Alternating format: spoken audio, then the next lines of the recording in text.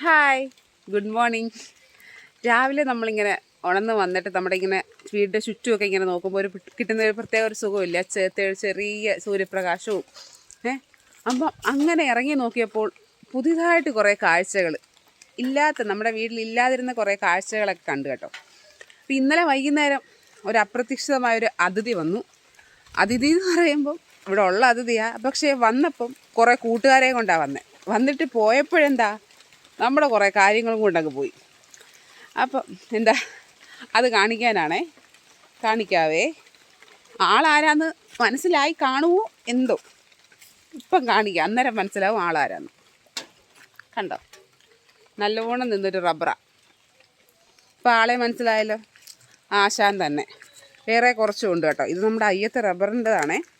ഇനി നമ്മുടെ വീടിൻ്റെ ഫ്രണ്ടിലും നമ്മുടെ ബാത്റൂമിൻ്റെ മണ്ടയിലും ഒക്കെ കുറേ ആൾക്കാരെ ഇട്ടിട്ടാണ് പോയത്. ഇനി വേറെയൊക്കെ ഉണ്ടോ എന്ന് നമ്മൾ നോക്കിയിട്ടില്ല, നോക്കാം. നമ്മുടെ വീടിൻ്റെ പുറകിലൊരു പേരമരം ഉണ്ടായിരുന്നേ. അപ്പോൾ അതിൽ നിറച്ച് കായ ഉണ്ടായിരുന്നു. ഇന്നലെ കാറ്റത്ത് കുറേ അങ്ങ് പൊഴിഞ്ഞു പോയി കേട്ടോ. പിന്നെ നാണ്ട കോവൽ അത് പോയി. അപ്പുറത്തെ മുരിങ്ങ വീണു.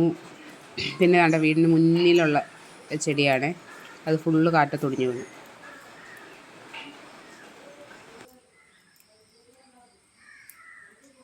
അപ്പോൾ ഇത്രയൊക്കെ ഉള്ളൂ. Bye bye.